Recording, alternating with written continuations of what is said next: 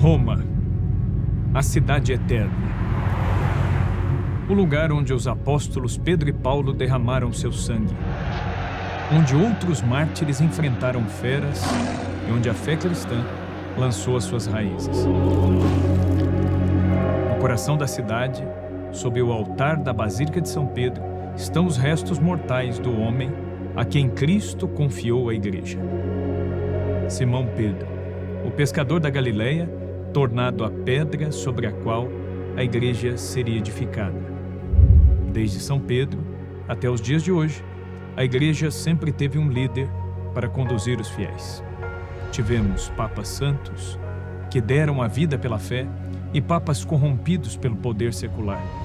Houve um papa exumado meses após a sua morte e sentenciado em um julgamento macabro. Tivemos papas eleitos sob o aplauso do povo e papas que subiram ao trono de Pedro através de alianças sombrias.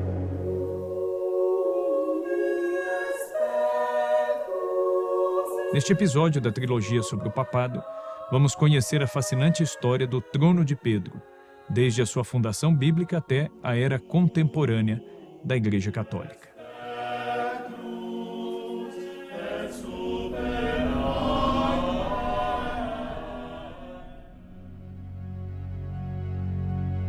No capítulo 16 do Evangelho de São Mateus, encontramos um dos momentos mais importantes do Novo Testamento. Aqui, Cristo estabelece Pedro como a pedra sobre a qual edificará a sua igreja.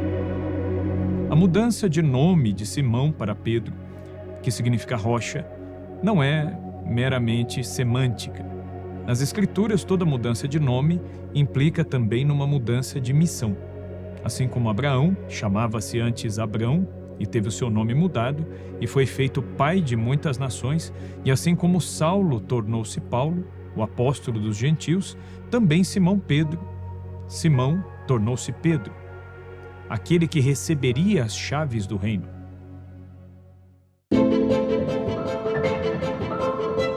A tradição de alterar os nomes tem esse sentido de retomar a tradição bíblica da aceitação de uma sublime missão por parte de Deus.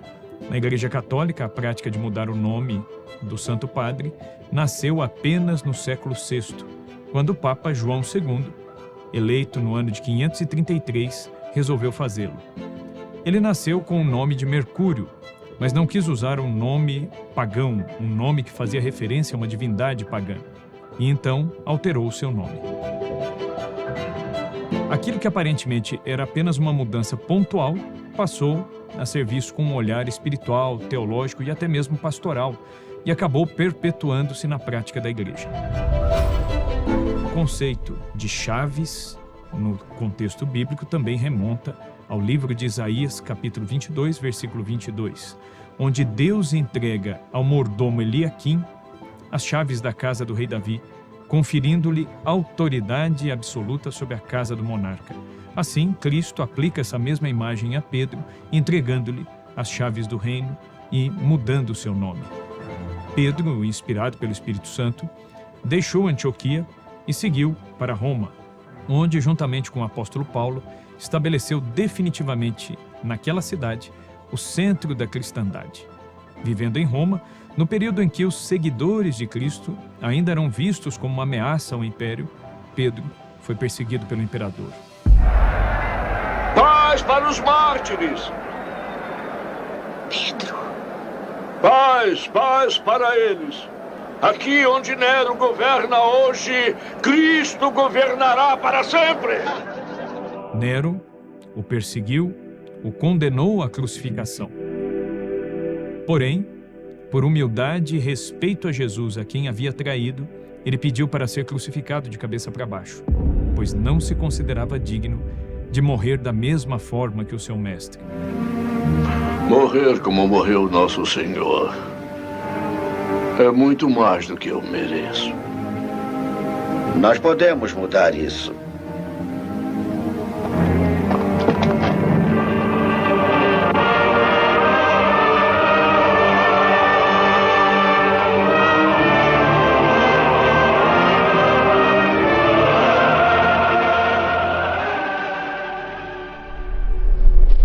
O seu martírio aconteceu no Circo de Nero, localizado onde hoje está a Basílica de São Pedro, no Vaticano.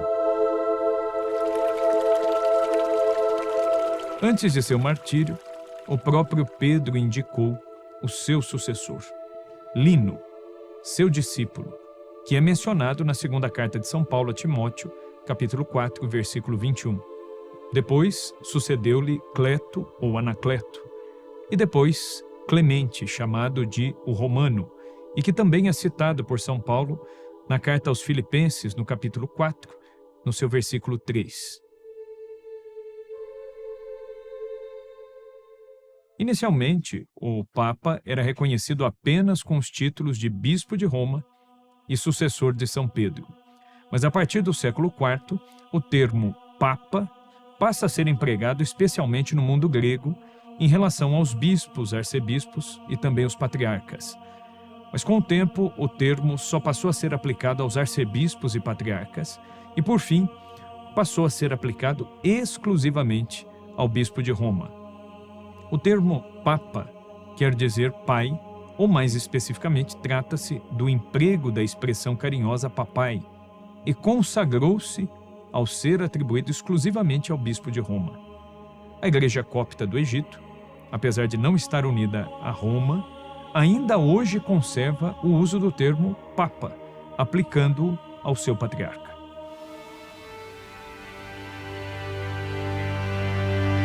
A partir do pontificado de Santo Alexandre, entre os anos de 105 e 115, temos, ao menos em princípio, um começo, um início do processo para a escolha dos pontífices, que passaria da indicação para a eleição, que seria conduzida pelo clero e pelo povo romano.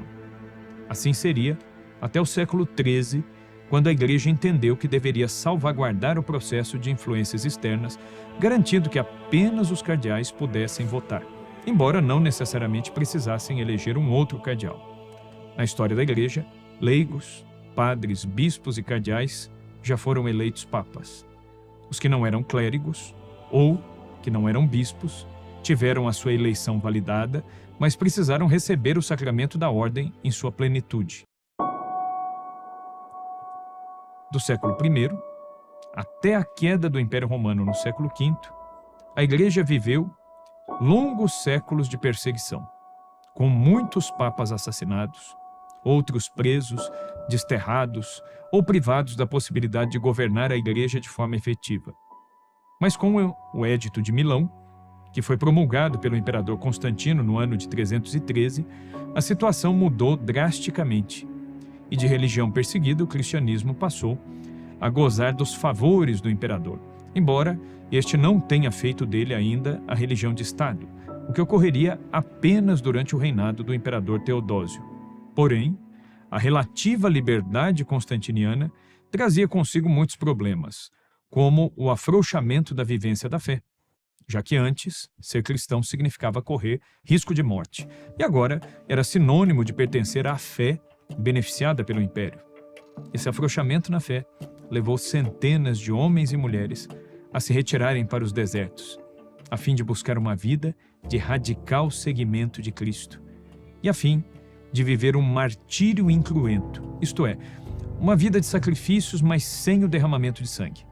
Nascia assim a vida consagrada, os primeiros religiosos a viverem como eremitas solitários, mas que com o tempo passarão a viver em comunidades sob a autoridade de um abade e de uma regra de vida. No século VI, a vida religiosa dará à Igreja um grande papa que era monge.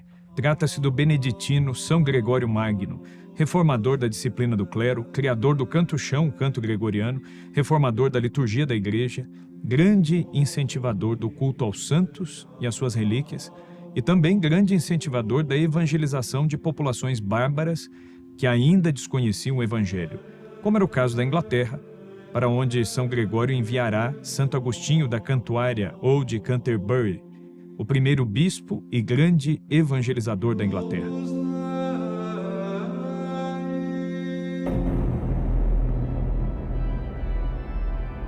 No período que antecedeu a queda de Roma, o 47º Papa, a contar de São Pedro, governava a Igreja. era o Papa São Simplício, que governou a Igreja entre os anos de 468 e 483.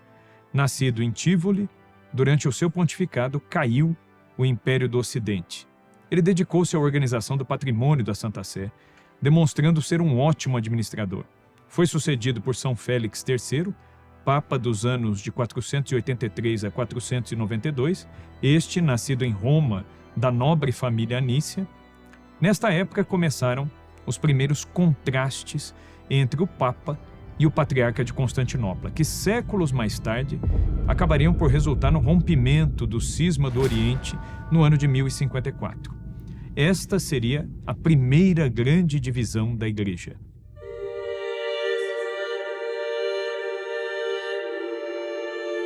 Na sequência desses inícios conturbados da Idade Média, a Igreja foi presidida por São Gelásio. São Gelásio foi um pontífice que nasceu na África. Ele procurou sem sucesso chegar à conciliação entre a Igreja do Oriente e do Ocidente. Ele usou as riquezas da Igreja, especialmente os bens doados por famílias nobres e também os bens doados por bárbaros convertidos para ajudar o povo durante as carestias e pestilências. Depois de um pontificado relativamente curto, ele foi sucedido pelo Papa Anastácio II, que governará a Igreja entre os anos de 496 e 498. O novo Papa se mostrou disposto a fazer concessões à Igreja do Oriente, mas atraiu muita antipatia do povo e do clero, até ser acusado de heresia. Durante o seu papado, Clovis, o rei dos francos, converteu-se ao cristianismo e, com ele, toda a Gália recebeu o batismo. A reconciliação entre a Igreja do Oriente e do Ocidente só seria conquistada pelo Papa Hormidas, São Hormisdas, que foi Papa do ano de 514 a 523. As décadas seguintes assistiram a uma sucessão de papas que já começavam a ser assediados pelos interesses do poder do Estado. São Félix IV foi imposto no trono de Pedro pelo imperador Teodorico. Apesar disso, foi um homem santo, estimado pelo povo e que fez jus ao seu cargo. O seu sucessor foi Bonifácio II, que teve um pontificado manchado por negociações e concessões com os poderes políticos. Além da instabilidade e das pressões que o papado vinha sofrendo por conta dos imperadores bizantinos, que tinham pretensões de conduzir o poder temporal e o poder espiritual simultaneamente, o que nós chamamos de Césaropapismo, sob o governo do Papa João III, de 561 a 574, os longobardos, bárbaros, entraram na Itália, tornando a situação ainda mais dramática. Roma estava cercada pelos bárbaros longobardos e uma carestia imensa reduziu à fome quase toda a população. A despeito das crises enfrentadas pelos papas, o alcance da Igreja se expandiu ao longo da Idade Média, levando populações inteiras à conversão.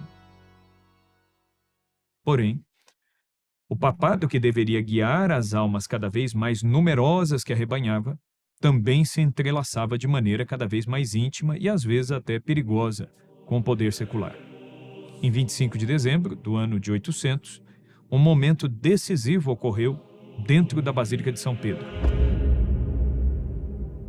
Diante do altar e sob o olhar atento do clero e da nobreza, o Papa Leão III coroou Carlos Magno como o Sacro Imperador Romano Germânico. Com isso, a Igreja selava uma aliança com a nova ordem política do Ocidente. Colocando a coroa na cabeça do monarca, o pontífice o declarava defensor da fé. Mas essa aliança, que deveria proteger a cristandade, mais tarde traria consequências inesperadas. Com o tempo, os reis e nobres passaram a ver a Cátedra de Pedro não apenas como um centro espiritual, mas como um trono que deveria ser controlado como os outros. Algumas famílias se notabilizaram pela enorme influência exercida na escolha dos papas, como foi o caso dos condes de Túsculo, de Roma, os condes de Segni, de Anagni e dos Médici, de Florença. A Sé Romana, instituída por Cristo sob Pedro, estava agora à mercê dos interesses seculares. E foi nesse contexto que a igreja se viu à beira de um abismo. O papado entrou em sua era mais sombria, o chamado Século de Ferro. Este é o episódio da história do Trono de Pedro, da trilogia especial da Brasil Paralelo sobre o papado. Para que esse conteúdo possa atingir mais pessoas de forma completamente gratuita, auxilie na divulgação desse vídeo. Basta curtir, compartilhar e se inscrever no canal.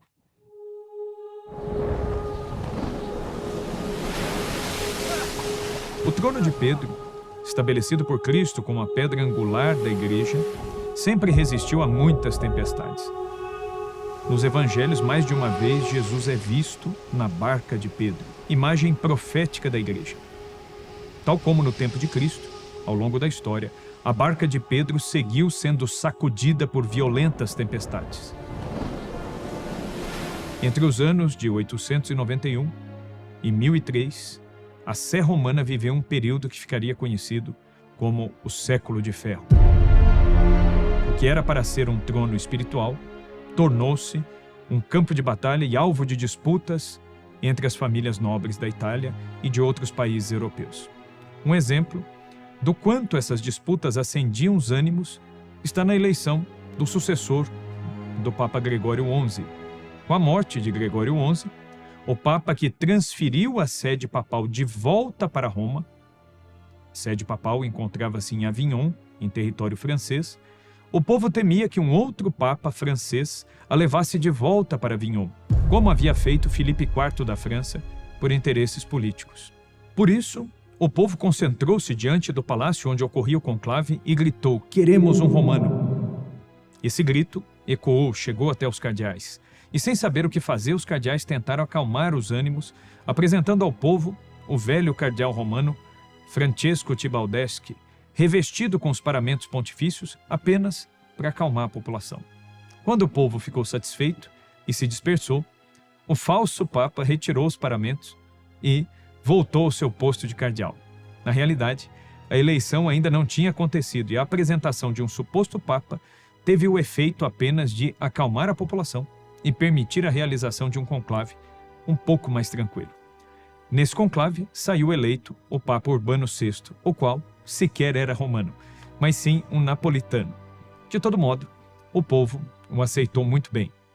O fato realmente aconteceu, mesmo que haja diferença na maneira como alguns historiadores contam o fato. Entre luzes e sombras, disputas por poder e a busca por conduzir dignamente a barca de Pedro, a igreja seguiu seu caminho, lutando por sua liberdade e seus direitos.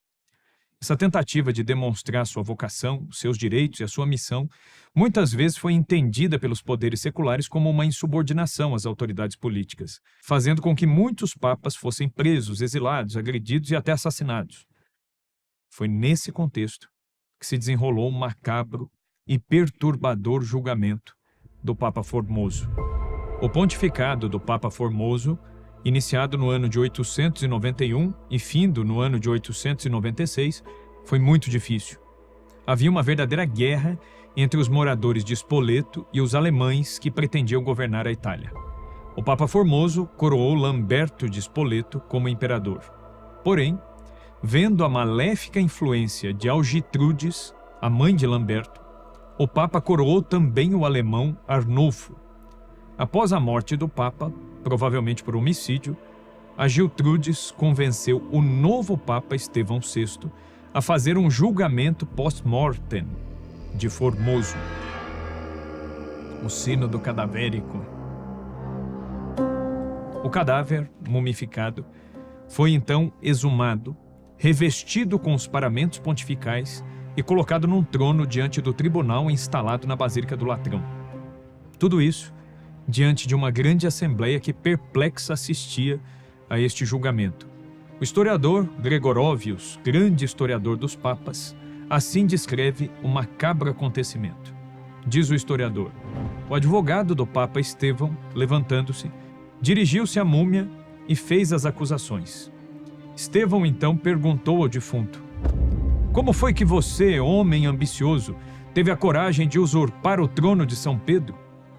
Um diácono, assustado e sentado ao lado do Papa morto, levantou-se e tentou defendê-lo, fazendo as vezes de advogado de defesa. Formoso foi julgado e foi condenado, sendo declarado um papa indigno e ilegítimo, e todos os seus atos foram anulados, totalmente apagados. Inclusive as ordenações sacerdotais foram declaradas inválidas. Arrancados os paramentos do papa, cortaram-lhe 3 dedos da mão direita, a mão com a qual Formoso abençoava o povo, e lançaram-no fora da basílica, em meio a gritos selvagens. Em seguida, jogaram o cadáver nas águas do rio Tibre. Um monge conseguiu encontrar o corpo e o sepultou. Alguns meses depois, os partidários dos alemães derrotaram os partidários de Lamberto e se vingaram. Prenderam o Papa Estevão, que foi estrangulado na prisão. O Papa seguinte, Teodoro II, descobriu onde se encontrava o corpo do Papa Formoso e então o levou solenemente para ser enterrado ao lado de outros papas na igreja de São Pedro, reabilitando a sua memória e reconhecendo a validade de todos os seus atos pontifícios. Nenhum outro papa, depois disso, voltou a escolher para si o nome de Formoso. Mas os escândalos não pararam. A igreja continuava refém das disputas políticas. Mulheres da nobreza, as matronas das tradicionais famílias romanas, como Marócia, da família Teofilacto, chegaram a interferir nas escolhas papais, manipulando as decisões e impondo parentes ao trono de Pedro.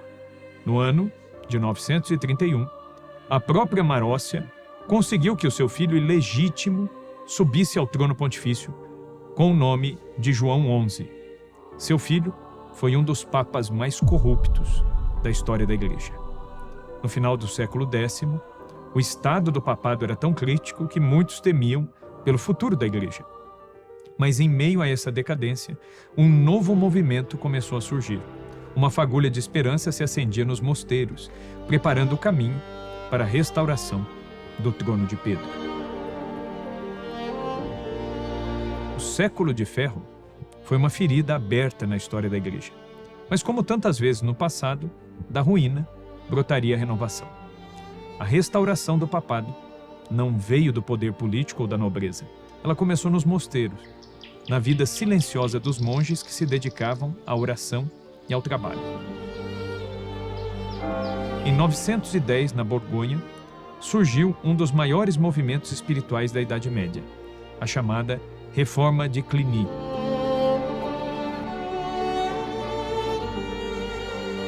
Os monges cluniacenses rejeitaram a interferência secular na Igreja. Eles pretendiam renovar a Igreja através do bom testemunho, da reordenação das suas próprias vidas, do estudo constante, da vivência sacramental, da prática da caridade, da oração. Eles defenderam que o papado fosse purificado e que retornasse às suas origens apostólicas. O movimento teve amplo impacto através da multiplicação de mosteiros que foram reformados e refundados por toda a Europa. No século seguinte, os papas recuperaram sua autoridade moral e espiritual, afastando interferências externas indevidas. No ano de 996, com o apoio do Sacro Imperador Romano Germânico, Otto III, foi eleito o Papa Gregório V, o primeiro Papa alemão.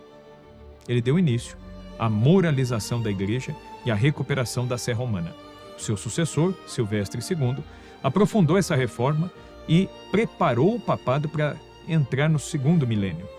Seria o segundo milênio que iniciaria já com um papado mais forte e totalmente renovado. Mas o divórcio entre a missão espiritual da Igreja e o poder secular não deixaria de gerar conflitos entre as instituições, como o caso enfrentado pelo Papa Gregório VII, eleito no ano de 1073 e considerado um dos mais importantes papas da Idade Média. Por sua enérgica defesa dos valores espirituais em detrimento de uma visão puramente laica do Estado, Gregório VII entrou em choque com Henrique IV, rei da Alemanha e imperador do Sacro Império Romano Germânico. Henrique pretendia fazer um governo onde ele pudesse interferir no poder da igreja, mas não admitia que a igreja interferisse em suas escolhas. O embate entre o Papa e o imperador foi longo e duro. Na noite de Natal do ano de 1075, durante a celebração da missa na Basílica de Santa Maria Maior, Gregório VII foi levado preso para uma torre pelos emissários do imperador. O povo, porém, logo se mobilizou e libertou o Papa, trazendo-o de volta à Basílica de Santa Maria Maior. Henrique IV expulsou o Papa do seu cargo, mas Gregório excomungou o imperador, obrigando mais tarde, no ano de 1077, a uma dura humilhação pública na porta do Palácio de Canossa, onde o Papa o fez esperar de um dia para o outro para recebê-lo. Estava nevando, o imperador veio procurar o Papa na cidade de Roma, não o encontrando, e sabendo que se encontrava em Canossa, no palácio de Matilde de Canossa, o imperador para lá se dirige. Quando o Papa é informado da presença do imperador, resolve deixá-lo, dormindo ao relento de um dia para o outro, para ver se realmente ele estava de fato arrependido.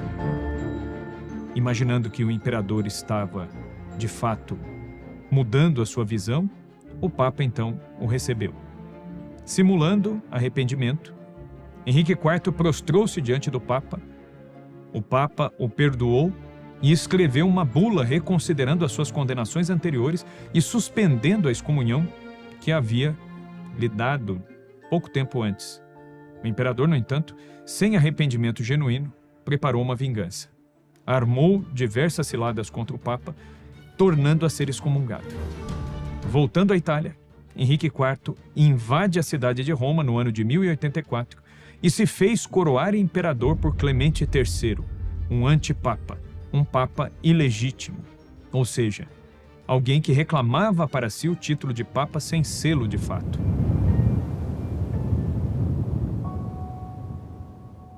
Forçado ao exílio pela invasão, Gregório VII morreu na cidade de Salerno no ano de 1085.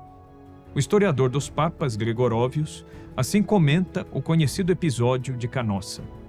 Diz o historiador: na história do papado brilharão eternamente dois episódios. Leão, diante do qual o formidável conquistador Átila se retrai, e Gregório, diante do qual se ajoelha Henrique IV em traje de penitente. A vitória do fraco monge tem mais direito à admiração do que todas as vitórias de Alexandre, de César e de Napoleão.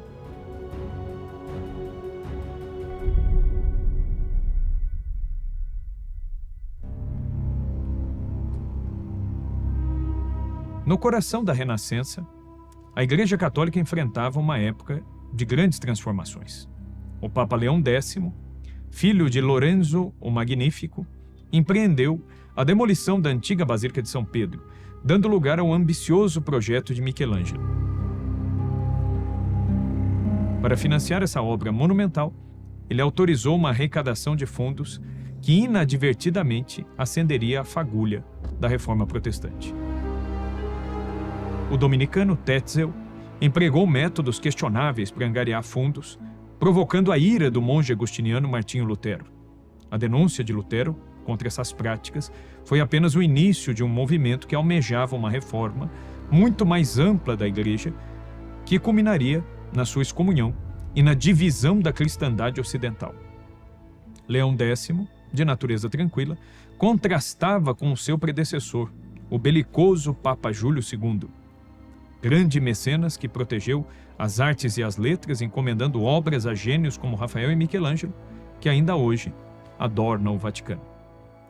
O legado de Leão X é complexo. Criticado por sua fraqueza espiritual e apego aos prazeres mundanos, no entanto, atualmente, muitos historiadores tendem a sugerir que Leão X fosse um papa atormentado entre as exigências políticas do seu cargo e o seu senso de fé. A sua morte, em 1521, marcou o fim de uma era de esplendor artístico e também o início de um novo período de turbulência para a Igreja. O século XVI viu a Igreja enfrentar a sua maior fissão interna desde o Grande Cisma do Oriente, em 1054. Sua reação foi o Concílio de Trento, o mais longo da história, que durou 18 anos e foi convocado em 1545 pelo Papa Paulo III. Esse concílio definiu a doutrina católica de maneira extremamente clara, pedagógica e didática e muito bem organizada como meio de combater os erros da Reforma Protestante. Tratava-se da chamada Contra-Reforma Católica. Outro papa de destaque no período foi Pio V, um líder austero, reformador. Este papa dominicano, eleito em 1566, dedicou-se a 3 objetivos principais: a reforma da Igreja, a aplicação dos decretos do Concílio de Trento e a organização de uma nova cruzada contra os turcos.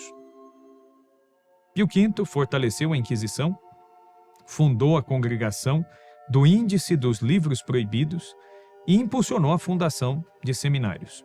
Sob o seu papado, Santo Tomás de Aquino foi proclamado doutor da Igreja.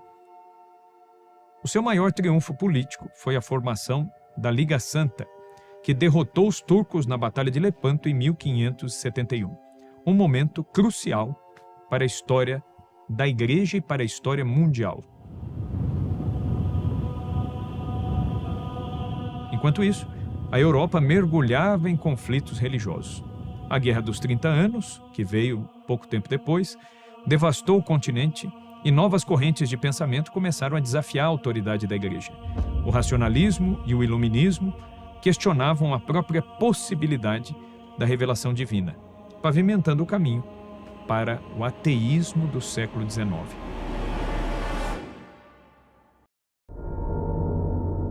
O século XIX trouxe novos desafios para a Igreja Católica.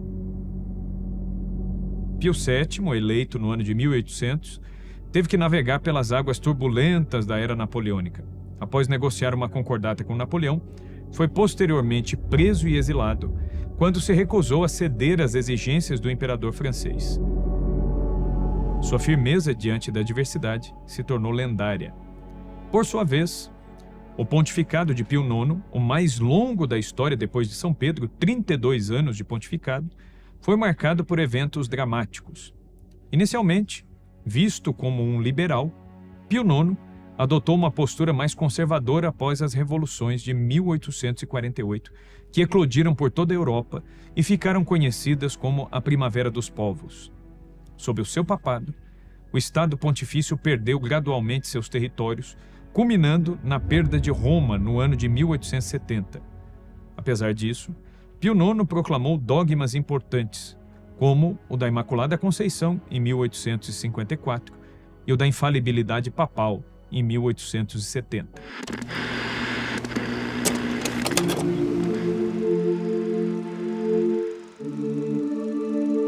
O século XX viu a Igreja enfrentar as 2 guerras mundiais e o surgimento de ideologias totalitárias. Pio XI condenou o nazismo e o fascismo em encíclicas corajosas.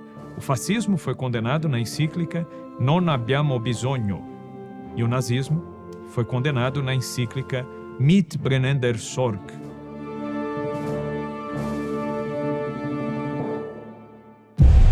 That you keep always close to God.